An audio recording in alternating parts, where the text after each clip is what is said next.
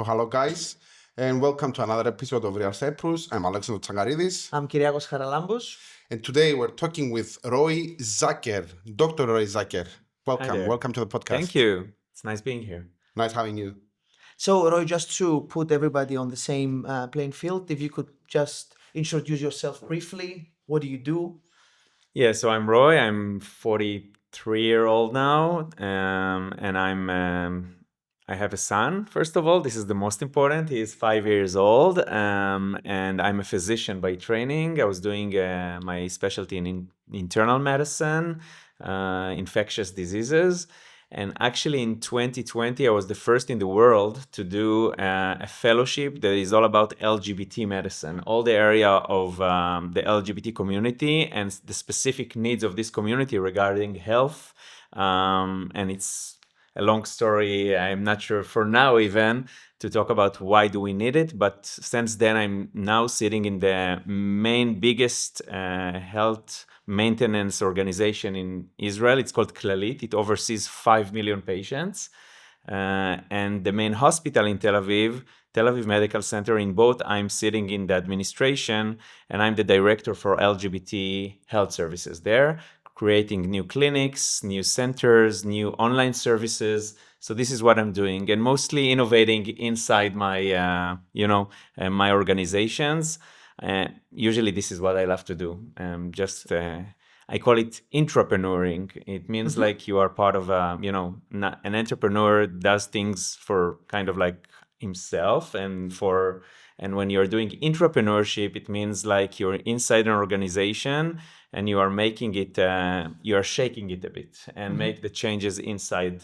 So this is what I like to do mostly. Hopefully, sometimes people are calling intrapreneurs and entrepreneurs who are a bit like afraid of going out and do something. So I hope maybe the next step would be actually to go out and do my own things. Nice. Yeah. And just to explain a bit further, I met Roy personally because he's a client of ours. He invested in originally one property, now moving to the second. Yes. But before we move to that, I just wanted to ask you a bit more about what you do. So in the chat that we had before, you mentioned that you basically founded a center. Yeah. Which I mistakenly called a clinic. So if you can talk a bit more about that.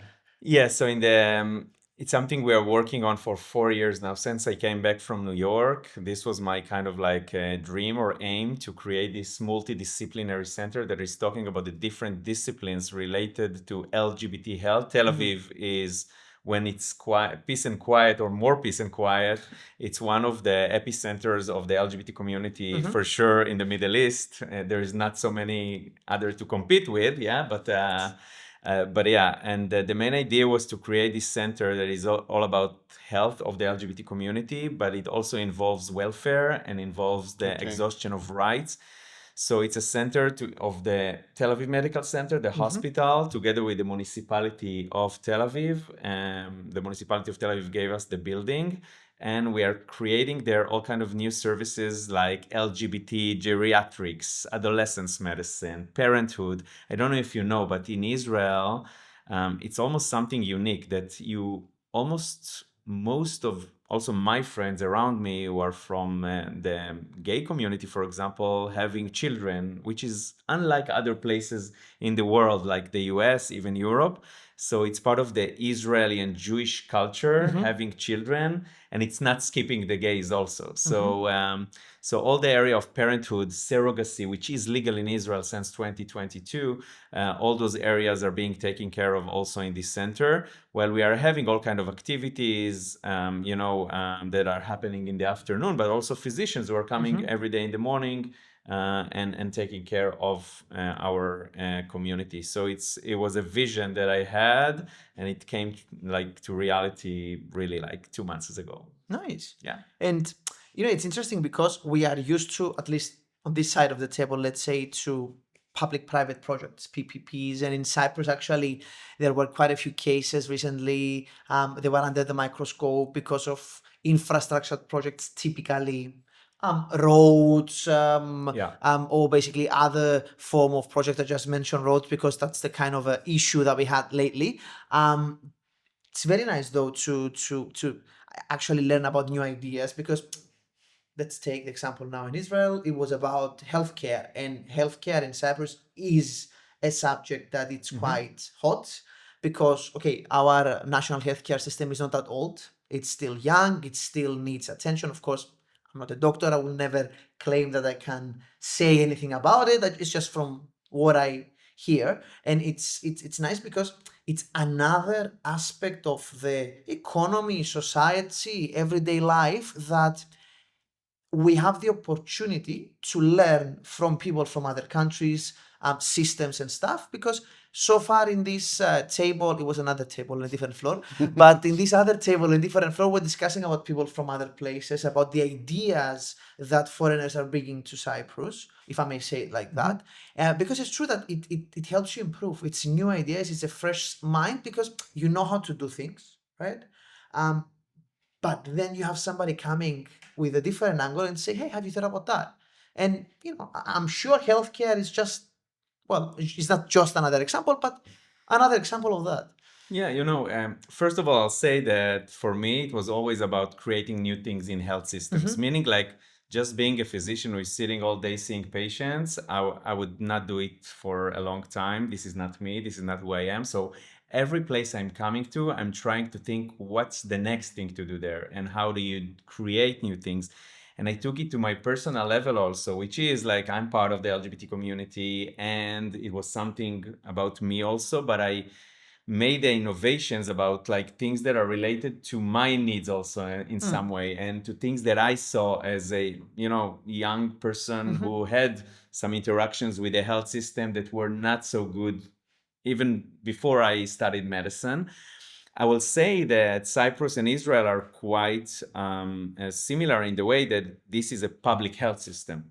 And public health system, if you do those things right, this is, unlike the US, for example, I think it's still, out of the other options, that's still the best way to give health to people, because it's talking about equality in health. Everyone deserves health. Health is for everyone. And this is something we are really, really working on. The problem is, if we're talking economically, that, people are getting aging and the systems are not, and when you talk economically and financially, sometimes it's really hard to keep on giving those really good services for a long time because the needs are getting higher and higher, but you don't get a higher budget. Yeah. Correct. But it's a need to change the product as well. Say real estate, you design spaces differently, or you need to design spaces differently, different considerations for Right. people with different abilities in terms of healthcare issues, movement and stuff like that. You see, for example, the simplest example I can think of, the law when you design a space changed, and now every single area inside the building needs to be accessible by people with wheelchairs. Something that in the beginning, it was, I could even say, annoying to some architects. Yeah. Like, why do I need to waste, especially engineers? It's like, why do I need to waste space? And then, gradually you realize you're not wasting space. You're just designing for the future. Because it's true, the future is one with an aging population, which means it's not only about startups and everything. Yeah. No, it's all about, yeah, you're right. It's all about adaptation. You need to Yeah. adapt according to the needs. And I think we were just talking about it before we started that, for example, that's why I'm thinking that the way physicians and healthcare providers thinking needs to be changed also in the AI movement that is just going on now. And I think how medicine should look like in times where the needs are getting higher and higher, but economically you cannot afford it anymore. How do you integrate those AI tools, for example, in order to provide health to people still and reduce the financial burden that is crazy, and it's just going to be higher and higher and higher as time goes by. So, Alexander, Of do you course, it's want not to gonna get start better. the Cyprus The- zoom in because we monopolized the conversation on No, it's Roy's nice. achievements? But it was It's very, interesting, I very think. interesting. As I understand, not only you're building a medical center, you're building a community around that. And that's very, very interesting. So what brought you into healthcare innovation and in Cyprus? so first of all, healthcare innovation for me, as someone who is really always thinking about what's the next thing to do, this is what drives me. Always thinking about how things can be changed in the system I'm working at, but also looking at the world and seeing what things can we bring from other places, either from the US or from Europe, or sometimes from places that you will be very surprised, but like, you know, suddenly even places that you see as, I don't know if to say inferior, but like not still in the quality of health that Not so that we've- developed, let's say. yeah, and still you sometimes you can see how they do some things that you might take to your place also, and you just need to be open-minded for that. So I think like innovations, it's a big word for so many things. And if we talked about the world of AI and how does it change medicine, but also like how do you use or integrate things that are already existing into your systems. For example, online medicine and digital medicine, which is going up high. Yeah, I've just seen a documentary about that, and it's so interesting. After COVID, it explodes. Yeah. It really exploded, and since then we see more and more people are using it, and most of the things that are daily things can be solved without you coming to your physician. Even if you need like a physical examination today, you have all kind of tools that you can do this physical examination remotely, and you don't need to see your physician physically. So I think COVID time, there are good things that happened during COVID. Medicine took like a lot of advances in this really short time, just because there was no other option. And why you decided to, the second part of the question, why you decided to look into Cyprus? So first of all, I didn't know Cyprus regarding the health issues. I came to Cyprus mostly because, first of all, I wasn't in Cyprus for even one time until 1.5 years ago.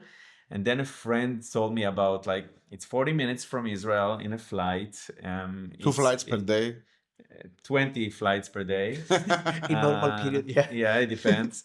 And like a really nice place to be in, very similar to the Israeli mentality. And I could see that the minute I came to Paphos and the minute I came to Cyprus generally, people are warm, people are very family-oriented. Exactly, Middle Eastern vibes. And this is something Israelis really like because they can relate really easily. And somehow this place became for me my getaway place. You know, I'm in co-parenting. So my son Yotam, and half of the time is with his mother and half of the time with me. And I cannot just fly for like every other week to somewhere which is very far away. And Yotam has been already in Cyprus, I think, like for 6 times. And it's so nice that you can have a place that is nice, quiet, getting away from the very quiet Israel. Just kidding. But we, as an Israeli, actually, I feel that it's really needed. We need these escapes. We need some place that we can take a breath and go back to our work. And in my world, it's not just about the situation, but it's also about like the work hard, play hard. I'm working like crazy during the weeks. So you come to Cyprus to play hard. Sometimes in the weekend. I don't know if play hard is the right word, but actually it's the relaxing kind of mode, and I love it. I fell in love with this place, and you know that the minute I came here also, I'm always trying to think, how can we create new things in wherever I am? So we were talking even about like, how do you bring more people from, for example, from the LGBT community to Paphos? And I feel that it might take a bit more time, but I was just 2 weeks ago in Mykonos, 3 weeks ago. And it's amazing to see, you know, there is the word gentrification, right? So I call it gaintrification practically, because practically I'm always saying, if you want to know where to buy real estate, you look at it all over the world, it's the same, follow the gays. It's true. They are setting trends. They are. It is very true. Like a We correlation. see it in Israel, south of Tel Aviv, was a place that no one wanted to live in. Yeah. And like 15 years ago, the first ones who adopted this place were the LGBT community. Now the prices are skyrocketing. And you can see it in everywhere in the world. Also, when you go to New York, so it started with Williamsburg, then Bushwick, all those areas where, first of all, you saw, the queer community are coming there. They're creating hubs. Exactly, but then other people are coming after. So that's why I feel that, for example, Mykonos, I think it came to a place that it's already peaked. Yeah. And it became too much. Yeah. And I feel that there is no new place for the LGBT community to come in this area, like either Cyprus, Greece, whatever. That is the next place for the LGBT community. But like in general, okay, we saw obviously a flow of buyers from Israel, and okay, you basically very smartly and sadly discussed on the why that with what's happening, there are a lot of people that they want an escape.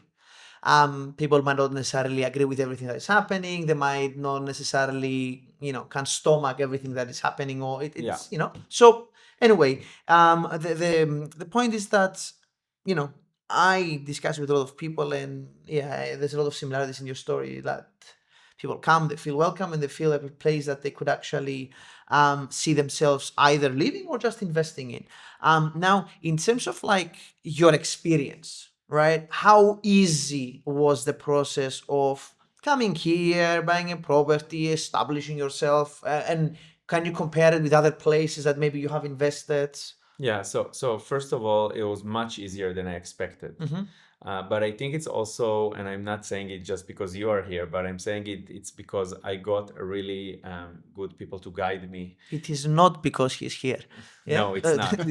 And it even happened with the mortgage that I took here, and it was much easier than I thought. And other things like, the things that sometimes being remotely doing things might be kind of like making you think twice, but I felt that things are going and still going quite smoothly, much more than I thought. And it's not that it is easy. Even if you're doing something in Israel, you need to be on top of things all the time.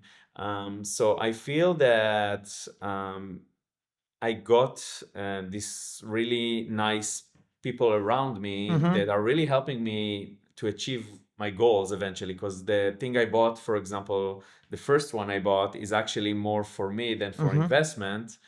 And that's why it was really important for me to go to the little details.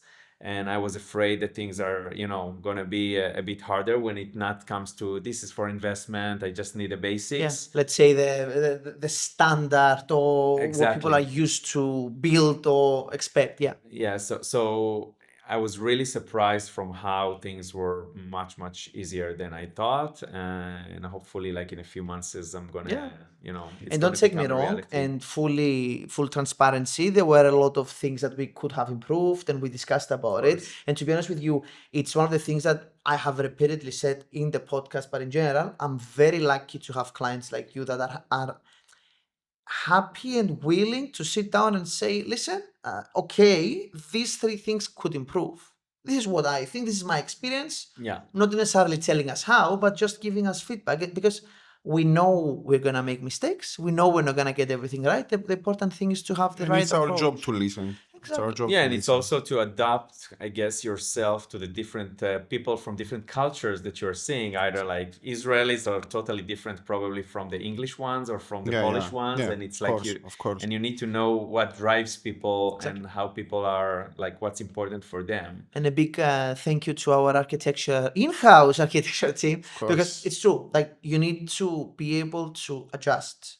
Exactly. To the needs, to the demand, to the expectations sometimes, because sometimes people expect things and they think that for them they are given. And it's not that it's a problem for you to do, it's just for you they're not given. So once you realize, you think, okay, makes sense, let's do it. But in the beginning, it's always a process. Yeah, for sure. I see Alexander itching himself to ask something. So I'm listening. You're listening. I'm quiet. I'm going to be quiet today. By the way, disclaimer, this is the first episode that we film in this new studio. Maybe it's not going to be the first one that is going to air. So if anything wrong is noticed, it's 100% not the fault of Roy and me. It's 100% the fault of Alexandros. Continue. So if you never see this episode. So, What advice would you give to people or startups who want to bring new ideas into healthcare? In Cyprus, you mean, or in In general? Cyprus, in Cyprus, Cyprus. sorry, yeah. So first of all, I think that you need to take it to different places. First of all, to think if your idea is a real need or is a real pain. If you have a pain and you know a pain that is existing and you have an idea of how to change it, this is the first thing to do. And sometimes a lot of people are getting or falling in love with their own ideas. Yeah. But eventually, like if you do a bit of a due diligence, you see that this is not either a real need if you do a survey about it, or you It's a suddenly very small see niche. that those things are happening, or the audience is not that big. So I think first of all, just like taking your idea, believe in it, it's great, this is what you need to do, but then like start to roll it around your head and see what's going on around you. I feel that doing things like in places like Cyprus, also I have some friends who did in Cyprus some healthcare innovations. It also brings, unlike Israel, all the taxation issues which are important, for example, that it's much easier. Opening a company, for example, in Cyprus might be easier, and I think it's a win-win situation because the country like Cyprus wants to bring and really take those people who are really bringing new things. And for taxation, a lot of time it's important for people who are starting a new thing also. But generally, I feel that also the atmosphere of Cyprus might be a great place to do things. And when I compare it, for example, to Israel and Tel Aviv, it's been a while since you've been there last time, right? True. So the prices are high, like skyrocketing. It's really hard to live there in a good, welfare, like welfare, and feeling like you can just live in a fairly way. And sometimes this is one of the reasons a lot of people are thinking like, if I'm taking the same money, what can I do with it? And in Israel, even to have like, manpower, it's crazy. So sometimes like getting an idea, taking it to a place that is still like, you can create this win-win situation of bringing your ideas, bringing your new innovation to a place that is willing to accept them, but also like help you with all the other things around. This is The infrastructure. kind of, The the regulations, infrastructure, the but also the legislations. manpower, the tax, like everything. There's an infrastructure because Cyprus, if you see the policy, the taxation, the way it goes about high skilled foreign workers, etc., it's clear that that's the intention. The intention is to bring new ideas, capital from abroad, people from abroad, because it's true that we don't have manufacturing. We don't, let's say, have huge agriculture and stuff. Our main industries and economic pillars are built around this. So flow of ideas, flow of money, flow of people, flow of brains, it's something essential if we want to keep going up. But the most important thing is be able to maintain them. So create the environment that these ideas can flourish, that people can flourish and come back or stay. Which is very similar to Israel originally, because like we also don't have like a huge natural resources or things like that. What we have is like our brains mostly, and startup companies and big ones, and all the cyber security, which is crazy in Israel now. If you open a cybersecurity company, it's like people will chase you to buy it, which is crazy. But also like in all other innovations, this was our strength in Israel. And I feel that what's happening around now from all kind of things, also financially and from other areas also, makes people think like maybe I should think to either make something hybrid or do things somewhere else. So it's part of the thing. And I think like bringing those things to Cyprus, close to home, it's a great idea most of the time. So my last question. You answered the why Cyprus question. Why Paphos? Wow, somehow we created a small community here. I have some really good friends who were also buying in Paphos specifically. I think one of the big pluses these days is also the advancement of your airport in Paphos, which is like making things much easier now, and like in really like it takes to go to my parents' place in the north of Israel, like almost like it takes to Seriously, come oh my here. god, couple of hours. Yeah, so it's so easy, and again, like I told you, I think like the whole atmosphere, the people, the beach, the friends, the Israeli friends who came here also. It's kind of like a one big mixture of good things that makes me always want to come back. And it's funny because when I was younger, it was about like looking for the place with crazy parties and a lot of like gay parties also stuff, and now like I guess it's something of becoming a bit older also, so it's more about like having my peace and quiet, having my time with myself, getting like new ideas coming here and just sitting around like in front of the beach and just thinking about what's next, and do my own small retreats this is what I do here. And it became kind of like, as I told you, like it's so crazy in the place I'm coming from now. So every time I'm coming here, I feel I can take a deep breath, having like a bit of more strength to do the things I'm doing back in Israel.